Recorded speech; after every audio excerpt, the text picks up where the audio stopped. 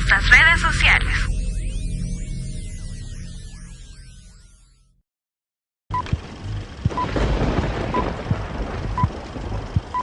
A continuación, Palabra de Dios.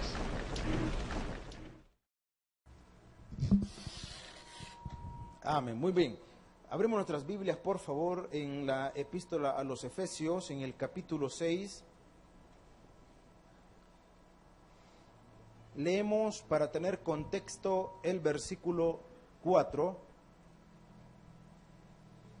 Versículo 4 y versículo 5. Cuando lo encontremos, puestos en pie, le damos lectura a la palabra de nuestro Dios. Efesios capítulo 6, versículos 4 y versículo 5. ¿Lo tenemos? Muy bien. Con esa alegría que nos caracteriza, vamos a dar lectura a la palabra de nuestro Dios. Lo leemos juntos y dice de la siguiente manera. Y vosotros, a ver, leámoslo juntos y dice, y vosotros, padres, no provoquéis a ira a vuestros hijos, sino criadlos en disciplina y amonestación del Señor. Siervos, obedeced a vuestros amos terrenales con temor y temblor, con sencillez de vuestro corazón como a Cristo. Hasta allí y oramos. Padre, buen Señor, en esta noche, háblanos al corazón a través de tu palabra, instrúyenos. Queremos aprender más de ti, que nuestra mente y corazón estén dispuestos para que al retirarnos de este lugar lo hagamos de manera diferente de como hemos llegado. Te lo pedimos, Señor, en el nombre de Cristo Jesús. Amén y amén. Podemos tomar otros asientos, mis estimados hermanos. Bueno, ubiquémonos rápidamente en el contexto del pasaje. Recordemos que nuestro Señor viene hablando del sometimiento, aclarando de que la enseñanza viene todavía un poquito más atrás, viene de la relación que cada uno de nosotros tiene con el Espíritu Santo, la relación que tenemos con nuestro Dios. Y en la medida en la que su relación con Dios, su relación con el Espíritu Santo vaya siendo más intensa, vaya siendo más fuerte, pues habrán, digamos, condiciones que se van a ir dando. Hablábamos de la llenura del Espíritu. Y la llenura del Espíritu no es una manifestación emocional. La manifestación del Espíritu es el sometimiento de mi voluntad a la voluntad de Dios. En ese contexto, para cualquiera de manera superficial sería fácil decir, no, pues yo me someto a Dios, ¿verdad? Lo que Él diga, así es. El detalle es que para que nosotros identifiquemos qué tan realmente, qué tan fácil o no puede ser el sometimiento de mi voluntad, no estoy hablando de que si es fácil o no la relación con Dios. Nuestra relación con Dios puede ser amena, agradable, fuerte. El sometimiento es el problema. Entonces el apóstol hace una serie de comparaciones y comenzó a comparar el sometimiento en el plano matrimonial. Después compara el sometimiento en el plano de padres a hijos, o mejor dicho, de hijos a padres, y posterior de padres a hijos. Y dice, aquí no hay una condición superior. El esposo no es mayor que la esposa no es mayor que el esposo, el padre no es mayor que su hijo no puede venir a intentar ser mayor que su padre, estoy hablando en el plano de la autoridad, y en esa condición viene y habla ahora de otra condición, digamos, no tan fácil tampoco, y comienza a hablar de la relación de los empleados para con sus empleadores.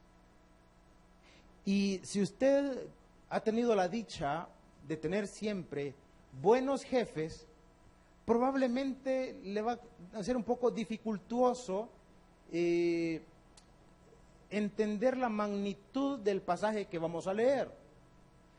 Si usted ha tenido siempre buenos jefes, si usted ha sido de los que ha tenido jefes medio pedrada, que se rebuscan por caer mal, que nadie los quiere, solo la mamá, entonces usted va a comprender un poco la condición que el apóstol va a decir, repito, en relación al sometimiento. Viene y dice lo siguiente, váyase directamente al versículo 5, y dice la palabra, siervos. Ahora, ojo, aquí cuando dice siervos, vamos a entender dos cosas. No en toda la Biblia, escúcheme bien, no en toda la Biblia el nombre o el término siervo va a significar lo mismo, no en todo, porque acá en el pasaje que vamos a leer, hermano, o que estamos leyendo, perdón, acá hace referencia a dos condiciones, a la condición del esclavo y a la condición del libre. En la condición del esclavo tenemos que entender que los esclavos eran vistos como producto de intercambio, en la misma condición que una mercadería. Así eran considerados los esclavos en aquellos tiempos. Ahora, en la Escritura no es que Dios apruebe la esclavitud, simplemente en esta porción de la palabra pone, digámoslo de esta manera, una normativa tanto de los siervos, repito, esclavos o libres, y de sus amos. Pone una, digamos, se van o se tendrían que someter a estas condiciones. Ahora, le decía, los esclavos propiamente eran vistos como productos de intercambio. Aunque le parezca grotesca la comparación que le voy a hacer, pero literalmente así era la condición de la esclavitud en aquellos tiempos. Como cuando usted va por algún lugar de San Salvador y en una esquina, ¿verdad?, usted ve que hay personas que están vendiendo perritos. ¿Ha visto eso? Que están en algún lugar y están con 3, 4, 5 perritos allí, y alguien se acerca y comienzan a hacer negocio. La esclavitud era una condición así. Repito, aunque le parezca grotesca la comparación, pero era así, hermano. Era así. Llegaban y lo examinaban como examinar un animal. Y el que compraba el esclavo tenía completa potestad sobre él. El esclavo no tenía ni voz, ni voto, ni derechos, ni nada. El dueño, el que había pagado el precio, podía hacer con él lo que quisiera. Ahora, en el plano judío, había un momento, había un periodo que se le llamaba el jubileo. En ese periodo del jubileo se tenía que dar libertad a los esclavos. Se tenía que dar libertad. Ahora, el esclavo, cuando le era dada, digamos, la libertad, tenía la opción de decidir irse o decidir quedarse. El esclavo podía llegar a una conclusión, y la conclusión era: me están dando la libertad, yo no tengo dónde ir, no tengo dónde ir. Aquí este señor no me trata mal, me ha tratado bien, ha sido un buen jefe. Entonces podía optar por ser un siervo. Pero le dije que acá en este contexto, en este específicamente que estamos leyendo, la palabra siervo tiene las dos connotaciones. Porque el siervo se identificaba como aquel que había sido declarado libre, pero que había tomado la decisión de quedarse. Entonces, en el Antiguo Testamento, no se menciona en la Escritura si en el Nuevo existía la misma práctica, pero en el Antiguo Testamento, cuando un esclavo decidía quedarse, habiéndosele otorgado la libertad, decidía quedarse, entonces Deuteronomio explica de que el amo tomaba una lesna, dice la Escritura, o sea, un objeto puntiagudo, le horadaba el lóbulo izquierdo y le ponía allí un pendiente blanco. Y esa era una señal de que ese hombre era un siervo, o sea, era un esclavo que había sido declarado en libertad, pero que por decisión propia había convenido quedarse y servir a ese señor. Y eso era un orgullo para, digamos, si una persona tenía 1, 2, 3 siervos, eso era un orgullo, porque eso era una forma de decir, ese es un buen hombre. Sus esclavos no quisieron irse de él, ese es un buen hombre. Entonces, aquí el detalle es el siguiente. Dice, habiendo entendido el término siervos, versículo 5, siervos, obedeced a vuestros amos terrenales con temor y temblor. El término con temor y temblor, para nosotros sería como que, bueno, hay que tenerles miedo, ¿verdad? Y no. Aquí el término, pongámoslo en una situación bien sencilla. Con temor y temblor es con respeto. Con respeto. Porque venimos hablando del sometimiento. No cuesta respetar a aquel que en algún momento en nuestra condición decimos, mire, él se gana el respeto, ella se gana el respeto. Pero ¿qué pasaría con aquellos que a nuestro criterio, decimos, esa persona no se gana el respeto? Mire, ¿y por qué lo trata? ¿Por qué habla así? ¿Por qué no sé qué? Y cualquiera podría venir y decir y justificarse. ¿Cómo quiere yo que respete a ese hombre? ¿Cómo quiere que respete a esa mujer? ¿Cómo quiere que respete a esa figura de autoridad que en algún momento, por A, por B, Dios ha querido ponerlo allí? ¿Cómo quiere que lo respete? Si es aquí, si es allá, porque esos son nuestros argumentos, ¿verdad? Ahora, el detalle es que nadie dijo que el sometimiento era algo fácil. Nadie dijo que el sometimiento realmente fuera una condición en la que todo el mundo iba a tener, mire, con total facilidad hacerlo. No, por eso es que el apóstol hace esta serie de comparaciones. Porque es fácil decir que soy cristiano y yo me someto a Dios, ¿verdad? Y aquel semejante mundano, aquel semejante pecador, mire cómo anda por ahí, perdido en sus delitos y pecados. No, mire, ¿qué tanto realmente nosotros nos sometemos a Dios? Yo bastante. Y si lo comparamos con la figura que viene hablando el apóstol o que el Espíritu Santo va poniendo acá, ¿qué tanto es el sometimiento?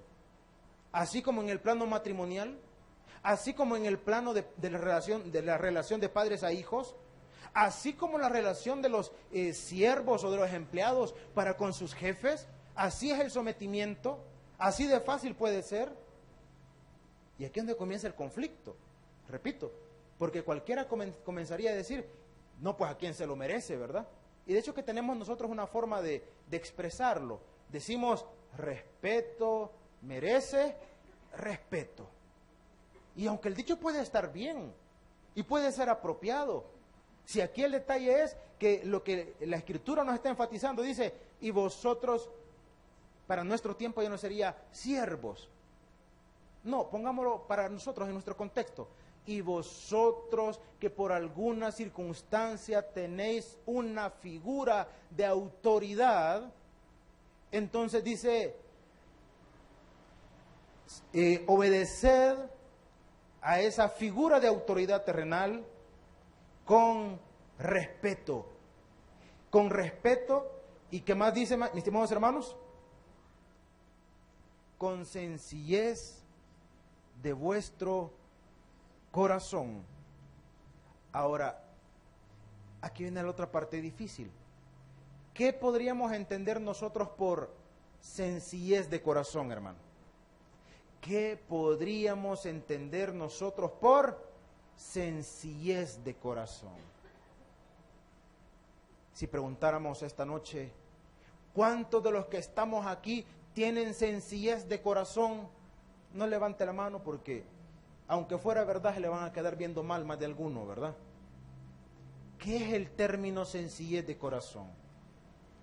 Hermano, el término sencillez de corazón, o mejor dicho, entendámoslo de esta manera. ¿Cuál sería lo contrario, el antónimo de sencillez de corazón? ¿Cuál cree usted que sería? Orgullo. Orgullo. Se lo pongo en el plano eclesiástico, digamos. No le voy a decir en el plano religioso ni en el plano espiritual. Pongámoslo en el plano eclesiástico. En el plano eclesiástico, todos aquellos que hemos tomado la decisión de servirle a Dios, nos guste o no, siempre vamos a tener que reconocer una figura de autoridad, aclarando que no hay jerarquías espirituales. No hay jerarquías espirituales, pero sí hay figuras de autoridad que en el desarrollo de la iglesia se han ido deformando esas figuras. Eso es cierto, porque por ejemplo, cuando usted lee el Nuevo Testamento, usted va a encontrar el término obispos. Y de hecho que cuando la Escritura habla de los requisitos de los diáconos y de los obispos, si alguno anhela obispado, buena cosa desea. Ahora, ¿qué es el término obispo? El término obispo es como que nosotros estamos acá, ¿verdad? Sentaditos, pero de repente, supóngase usted que acá se cayó algo o acá sucedió algo en esta parte de acá. Y alguien se levanta para observar lo que aquí ha sucedido. En otras palabras, se levantó y está por sobre los demás. El término obispo significaba aquel que está por sobre los demás. Era una especie de supervisor. En aquellos tiempos, las iglesias, hermanos, que no tenían una organización como la de este tiempo, sin embargo, ya existían una forma, una especie de supervisores. Ahora, ¿qué supervisaban? Sería la pregunta. ¿Qué supervisaban? Entre lo principal es la enseñanza. La enseñanza. Que lo que allí se estaba predicando, o aquel grupo que estaba allá que se denominaba cristianos, la enseñanza fuera acorde a los principios establecidos ¿por quién? Por Jesucristo. Ahora, ¿dónde usted va a ver un ejemplo de eso? Usted lo puede ver, hermano, en Hechos de los Apóstoles, en donde dice la Escritura que allá en Antioquía, dice, voy a parafrasear y voy a cortar la historia, había un grupo de, en aquel tiempo, en Hechos de los Apóstoles se les decía los del camino, se les llamaba. Entonces había un grupo allá de los del camino. Y usted pregunta, ¿y por qué se les decía los del camino? Porque Jesucristo dijo, yo soy, ¿el qué? El camino, la verdad y la vida. Entonces cuando usted lee Hechos y dice o hace referencia a los del camino, está hablando de los discípulos de Jesucristo. Entonces, estando ellos allí, hermano, para ver lo que allí estaba pasando, los apóstoles decidieron mandar representantes allá para poder, digamos, testiguar, hermano, así de propiamente, o para poder dar fe ellos propiamente de la labor que ahí se estaba realizando. Y por cierto, fue allí, en Antioquía, donde dice la palabra, que se les llamó cristianos por primera vez. Entonces ya existía esa figura. Entonces, el obispo no es que fuese alguien que tuviera una jerarquía espiritual por encima de los demás hermanos. Simplemente era una responsabilidad mayor. En el plano de nuestro tiempo, por ejemplo, también existe el diaconado. Que el diaconado, en algunas congregaciones, le dije que hay figuras que se han ido, pues, tergiversando en el camino. Porque el diaconado en algunas congregaciones es como una figura de liderazgo también.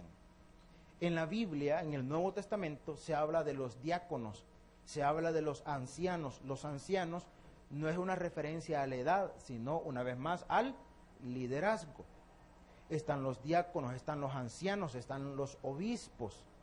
Entonces, los diáconos realmente no son, conforme al término bíblico, no son una figura de autoridad, Los diáconos, hermano, o el término diácono se traduce literalmente mozo o el que sirve a las mesas, porque ellos fueron elegidos y fueron nombrados literalmente para servir a las mesas.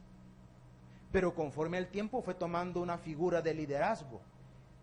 Tanto así que siempre en Hechos de los Apóstoles aparece un diácono que no se conformó con servir a las mesas, sino que fue más allá y comenzó a ser un predicador, un evangelista. ¿Alguien recuerda su nombre?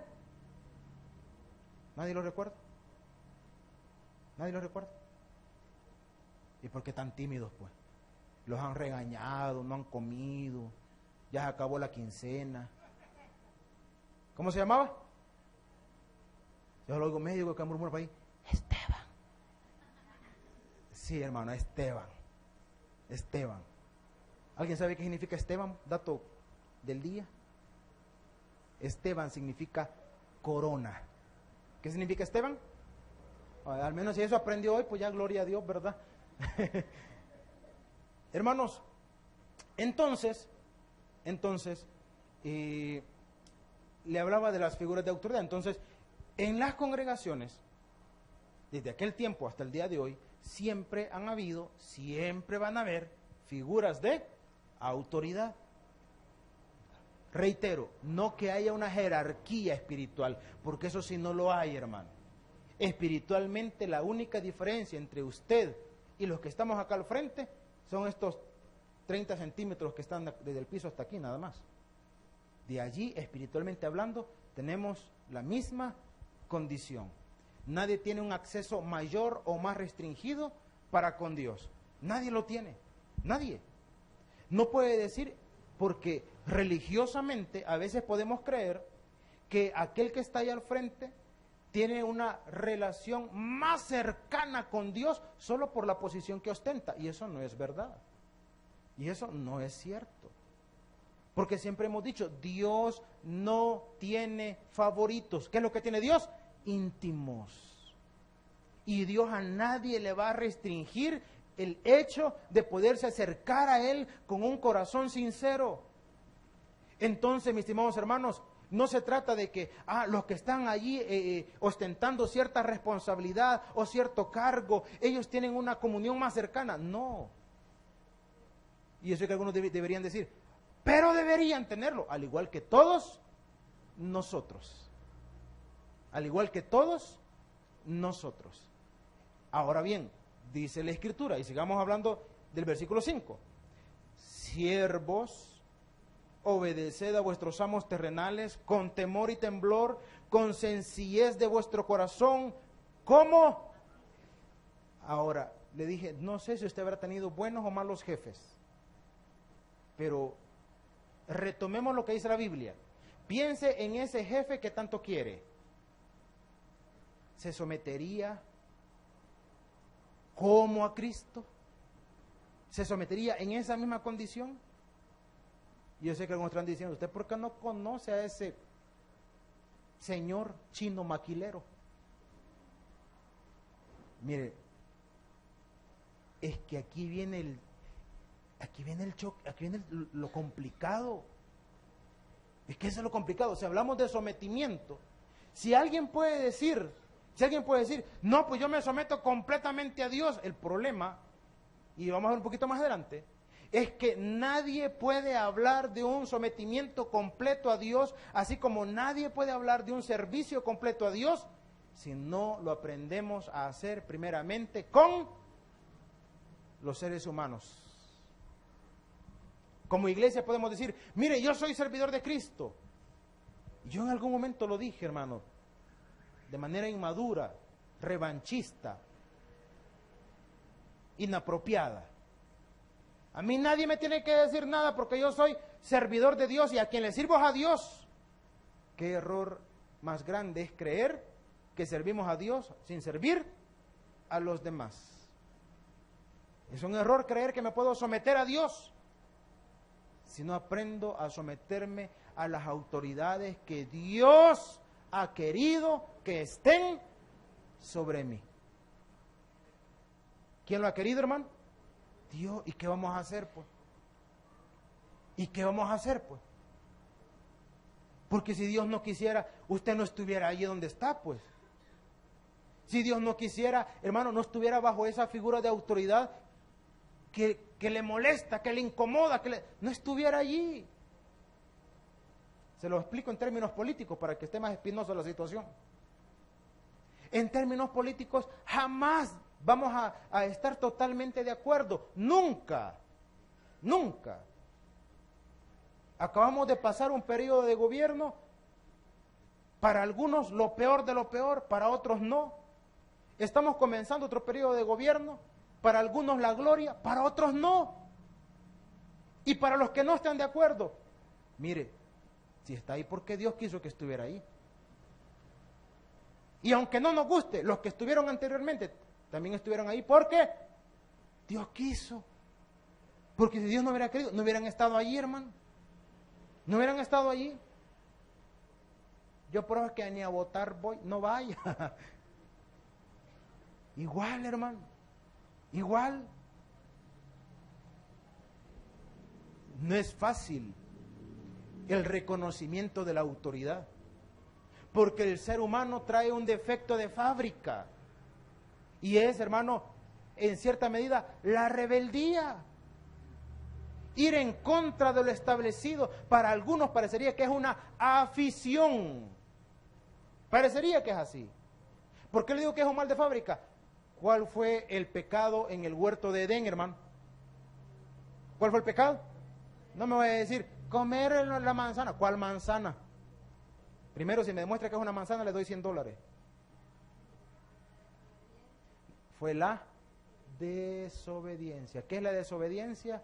Simple y sencillamente un reto abierto a la autoridad, a lo impuesto. Entonces, hermano, a partir de allí hay una figura que se llama el pecado, digámoslo de esta manera, el pecado natural, que es aquella condición imperfecta que ya viene en nosotros. Alguien dijo, mire, si agarráramos a un ser humano y lo encerráramos para que no se contaminara con nada exterior, ese ser humano podría crecer perfecto, sin error. Falso, falso. ¿Por qué es falso? Porque la condición del error ya está en nosotros, ya está. Entonces, por eso es que continuamente el ser humano va retando las figuras de autoridad. Y si no, piensa en sus hijos. ¿A qué edad le desobedeció por primera vez su hijo? Si algunos ni hablar podía, pero ya eran desobedientes. Sí, hermano, es cierto. Es cierto. Y cuando ya comienzan a hablar y cuando ya comienzan a caminar, peor todavía. Bonito fuera, yo no sé si usted ha tenido ese privilegio, hermano. Si lo ha tenido, mire, háganoslo saber y lo vamos a condecorar hoy, a usted y al cipote. Cuando ya comenzaron a caminar, cuando ya tenían uso de razón, o cierto uso de razón, y comenzaban a andar corriendo, usted le decía, niños, anden corriendo, y el bicho, vaya a entrarse allá el bicho. ¿Aquí? Sí, ahí. ¿Y se está ahí? ¿Cuánto tiempo? 30 minutos, vaya. ¿Cuánto va allá? No, mire, si usted logró eso, hermano, qué maravilloso. Pero si su hijo ha sido normalito como todos los demás, usted le dice, deja de andar corriendo y sigue corriendo. Usted lo manda a dormir, a brincarse va a la cama. Usted le dice, mire hijo, cómase todo, lo bota. Hay una tendencia.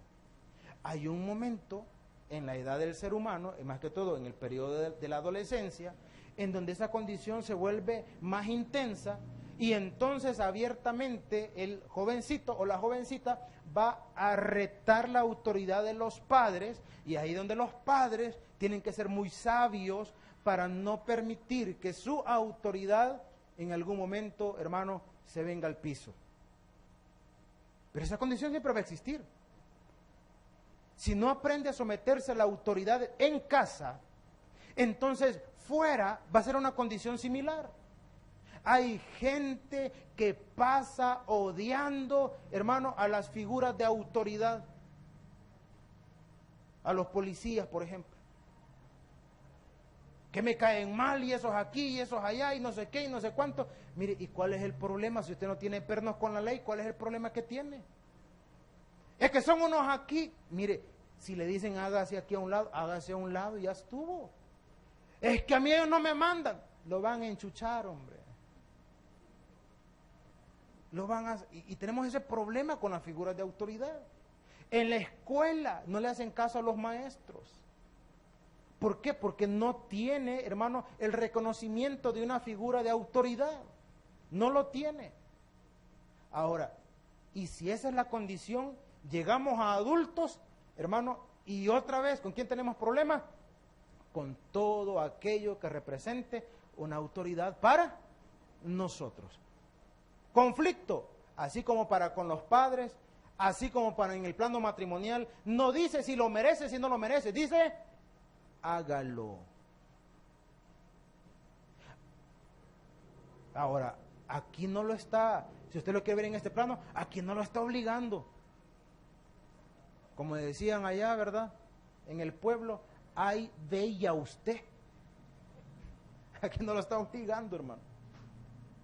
Eso sí, no venga a decir que sí puede someterse a Dios, porque en la relación con Dios es tan fácil hablar, es tan fácil decir. ¿Cómo que yo le diga, mire, y usted ama a Dios? Y todo el mundo, ni por cerca lo va a dudar, hermano. ¿Ama usted a Dios? A ver, mintámonos, colaboren. ¿Ama usted a Dios? Eso. ¿Lo ama inmensamente? Como dice la palabra, así lo ama. Como a su prójimo, el que en sí puede ver. ¿Verdad? Ya comienza a costar la situación, ¿verdad? Comienza a ser complicado. Claro, para con Dios, y podemos decir un montón de cosas. La cuestión es que la relación con Dios se refleja, se manifiesta en la relación que nosotros tenemos con los demás. Entonces, sigamos leyendo, por favor, porque terminemos este pasaje esta noche. Dice la palabra, con temor y temblor, con sencillez, en otras palabras, no con orgullo, como a Cristo, no sirviendo, ¿cómo dice? No sirviendo al ojo. Nosotros tenemos una forma de expresarlo muy comprensible para nosotros. Como cuando alguien está haciendo limpieza en casa, pero solo barre la parte de enfrente. ¿Cómo decimos nosotros? ¿Solo donde ve quién? Vas a ver cuál suegra, porque las suegras son bien meticulosas. Después te crucificamos, no te preocupes. Entonces, o sea, de una condición superficial. Cuando dice, fíjense bien, no sirviendo al ojo, está diciendo, no se ponga en un plano en donde va a hacer las cosas solamente cuando lo están viendo. Solo cuando lo están viendo. Hay ciertas personas que en su condición laboral, trabajan de una manera cuando están siendo supervisados y de otra manera cuando no hay supervisión.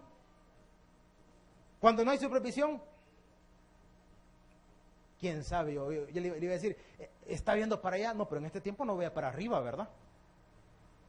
En este tiempo ve para abajo. Nadie lo está viendo. Ya lo están viendo, ya entonces sí, ¿verdad? Desarrollar la labor que tiene que hacer. Ahora, un siervo, un servidor, podemos decirlo también, su labor la va a realizar lo más eficientemente posible, independientemente lo estén viendo o no lo estén viendo. Porque al final, usted su retribución la va a recibir de parte de Dios. Aún en su área laboral, así, secular, no solamente en el plano eclesiástico, sino en la condición laboral. Si cuál debería ser una condición que distingue a los creyentes, mire, el creyente debería de ser los trabajadores que todo empresa, que todo empleador desearía tener. ¿Quiénes deberían de ser? ¿Quiénes deberían de ser? ¿Quiénes? Los creyentes. Deberían. Y reitero, deberían de ser. Porque el creyente es el que llega temprano, el que sale después de la hora, el que no se clava nada, el que siempre llega los lunes, porque no está crudo. Ese debería ser el creyente. Nuestro pastor general lo decía de forma de broma.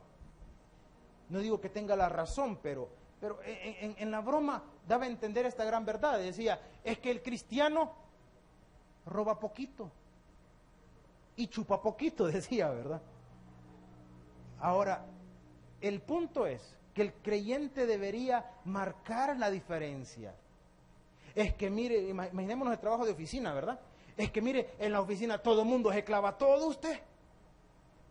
Resmas de papel bond, papel higiénico, lapiceros, computadoras, ¿verdad? Y todo se clava.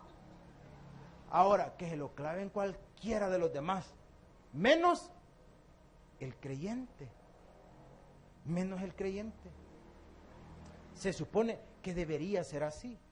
Dije, se supone. Que todos los demás son unos grandes malcriados, contestones, rebeldones y todo lo que quiera, murmuradores. El creyente no. ¿Sabe cuál debería ser el reto de todo creyente? Y esa es mi forma de ver las cosas, hermano. Aquí sí, no es lo que enseña la Escritura. Eso yo le comparto una forma de ver. ¿Cuál debería ser el anhelo de todo creyente? Entrar a un lugar, a una institución, a una empresa, hermano, y anhelar que el día que haya un ascenso, al primero que van a tomar en cuenta, ¿quién? Al creyente. Escuchaba una entrevista y hacían referencia a un, voy a decir, a un ex político, porque ya no está en la política pública, no está. Ya está bastante mayor el hombre, muy preparado, hace años, no recuerdo cuántos exactamente, fue rector de la Universidad del Salvador, y hablaban acerca de este hombre, repito, en una entrevista, y me encantó lo que alguien hizo referencia de él. Y estaban hablando, mire, ¿por qué a fulano de tal no le dieron ingreso a tal institución y no sé qué y no sé cuánto? Y el que estaba respondiendo dijo lo siguiente, dijo, yo creo que le tuvieron miedo. Y el otro le respondió, ¿pero miedo por qué?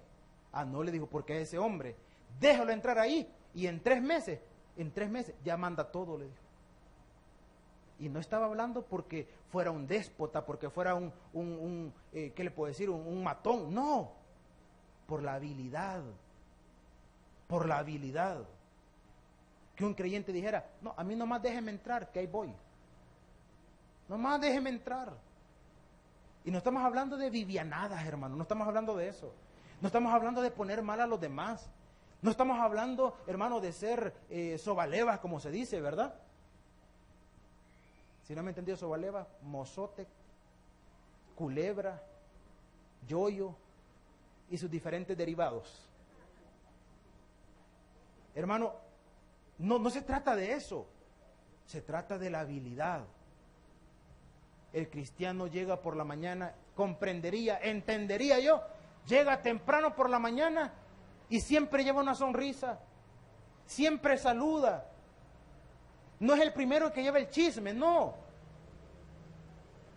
Es el que lleva, el que saluda, es al que buscan para que les brinde un consejo. Ese es el cristiano. Yo les he contado, creo yo, regresaba de Santa Rosa de Lima cuando servía allá, un lunes. Yo venía llegando acá a San Salvador casi al filo de las 9 de la mañana. Y pasaba a desayunar.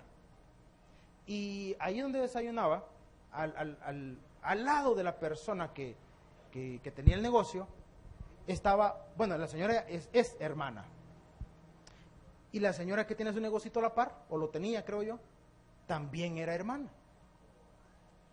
Pues la que tenía el negocito a la par del puesto de comida, mientras no atendía su negocio, se iba y le ayudaba al hermano, estaban enfrente. Y un día, un lunes, yo iba llegando, así medio chico palado después del viaje, ¿verdad? Desde allá de Santa Rosa. Y de repente la hermanita, la que le ayudaba, la que vendía la comida, estaba con un trapito limpiando las mesas, cantando la hermana, ¿verdad? Lunes en la mañana, filo de las 9. Estaba ahí. Y de repente alguien llega, bueno, íbamos llegando 2 personas, pero la otra iba delante de mí. Y cuando vio a la hermanita que estaba limpiando y cantando, le dijo lo siguiente: vaya hermana, le dijo, ve qué contenta anda, le dijo. Y la hermana le respondió: ¿y por qué voy a andar triste?, le dijo. Y dije yo, buena respuesta, ¿verdad? De un creyente, un lunes por la mañana. Porque los demás que no son creyentes llegan crudos, hermano. Decía mi pastor, con olor a níspero. Y con una cara. ¿Se imagina que el cristiano llegara igual? Mire, hermano, ¿y por qué viene con esa cara? Es que ayer fui al culto usted. No, usted, por Dios. Aquel porque anduvo echando, llega todo así. Pero ¿y usted? Hermano, la condición del creyente debe ser distinta. Entonces dice, no sirviendo al ojo como los que quieren agradar a los hombres, sino como siervos de Cristo, de corazón, haciendo la voluntad de Dios. Ahora, ¿cuál es la voluntad de Dios? Mire, que usted se desarrolle apropiadamente ahí donde Dios lo ha puesto, ahí donde usted está, que se desarrolle apropiadamente. Si usted tiene un negocio, que la gente quiera ir a su negocio, mire, le voy a dar una clave si tiene negocio. Sonría, salude, converse. Porque si la gente no quiere ir a comprar donde usted, aunque sea a platicar, van a querer ir. Y ya estando ahí, les vende. Pues sí, pero imagínese qué tremendo sea que le salga malhumorado. Yo soy de las personas que, hermano, si me atendieron mal, yo no vuelvo a llegar allí. ¿Y yo por qué? Usted llega a una venta, pongamos de naranja, ¿verdad? Y todo el mundo cuando va a comprar fruta hace la misma pregunta. Yo no sé quién es más necio, si el que responde o el que pregunta. Mire, ¿qué le dice? Y está dulce. Imagínese que la compradora le dijera, pues yo qué sé, como que yo me las he comido. Usted dice, tenga buen día. De corazón te lo digo. Usted no regresa, hermano. Yo no regreso, hermano. Yo no regresaría. Apúrese pues, que va a querer. ¿Usted cree que tengo todo el día? Hermano, si el que necesita es usted. Que necesita es usted. Entonces sonría. Mire que le lleguen los clientes. Mire, ¿qué va a querer, doña fulana? Ay, nada, usted, pero aquí es saludarla. Ah, mire. Y después de un ratito estar platicando. Mire, ya que me acuerdo, no tengo esto. Deme eso. No es viveza, bendición. Y si usted es un empleado, cree usted un buen ambiente. Marque usted la diferencia. Cuando echen a todos los amargados, ¿quién cree que va a quedar? Usted, hermano. A todos los van a querer echar, menos a usted. Qué triste fuera que a todos los quieren echar. ¿Y a quién es el primero que echemos? Al hermano aquel. A la hermana. No, dice la Escritura, segunda parte del versículo 6, dice, de corazón haciendo la voluntad de Dios, sirviendo de buena voluntad, como al Señor y no a los hombres, sabiendo que el bien que cada uno hiciere, ese recibirá, ¿de quién dice? Del Señor, sea, aquí hace la diferencia, sea siervo o sea libre. Y el último versículo dice, y vosotros, porque aquí también hablábamos de los empleados. Alguien podría decir, pero mire, si ese señor es un gran explotador. Bueno, si usted tiene el privilegio, la bendición de tener alguna autoridad, o un día la va a llegar a tener, entonces no se olvide de este versículo también, porque dice, y vosotros, amos, haced con ellos, ¿qué dice? ¿Se da cuenta? Le venía diciendo, es que aquí no hay, el apóstol no está diciendo que alguien es superior al otro, en términos espirituales. Dice, y vosotros, amos, haced con ellos lo mismo, dejando, ¿qué dice? Imagínense, ajá, van a ver condenados a todos, les voy a echar en la nuca, les voy a dar a todos. Dice, dejando las amenazas, sabiendo que el Señor de ellos y vuestro está en los cielos. Y para Él, aquí se resume todo, ¿qué dice? No hay excepción de persona. Entonces, si aprendemos a someternos a las figuras de autoridad terrenales, hermano, no vamos a tener problema para someternos espiritualmente al que es Señor de todas las cosas. Si nos cuesta, si nos arde, nos muerde y todo lo que quiera, las figuras de autoridad que Dios por A por B ha permitido que estén sobre nosotros y que viva, hay un término que lo ocupan en los días de protesta, que está demasiado desgastado, pero es la famosa anarquía. Son pueblos sin gobierno, sin ley. ¿Quién lo manda? Nadie. Macho sin dueño, indómito, o sea, chúcaro, ¿verdad? No es la figura que Dios espera. ¿Por qué Dios espera que vivamos sometidos? Entonces no tenemos derecho a argumentar. No, la palabra no está en ningún momento promoviendo eso. Está diciendo, reconozca la figura de autoridad, sométase siempre y cuando sus condiciones, sus derechos, su dignidad no sea violentada, porque esa es la figura de Dios. Dios no espera que usted se someta a Él, hermano, para ponerlo a usted en una condición peor. Siempre el anhelo de Dios será lo mejor para sus hijos. Por lo tanto, el sometimiento a Dios no es una pérdida para nosotros, es una ganancia. Por eso es que la decisión no es de Dios, la decisión es suya. Den un aplauso, Señor, en esta noche vamos a orar. Gloria a nuestro Dios. Padre, buen Señor, en esta noche te damos gracias por tu palabra. El predicador ha terminado su mensaje. Es tiempo de que recibas a Jesús como tu Salvador personal. Ora conmigo de la siguiente manera. Señor Jesús, yo te recibo hoy como mi único y suficiente Salvador personal. Creo que eres Dios, que moriste en la cruz por mis pecados y que resucitaste al tercer día. Me arrepiento, soy pecador. Perdóname, Señor. Gracias doy al Padre por enviar al Hijo a morir en mi lugar. Gracias, Jesús, por salvar mi alma hoy en Cristo Jesús, mi Salvador. Amén. Bienvenido a la familia de Dios. Ahora te invitamos a que crezcas en el conocimiento de las Escrituras. Congrégate con nosotros. Estamos ubicados en kilómetro 6,5, carretera a Los Planes de Renteros.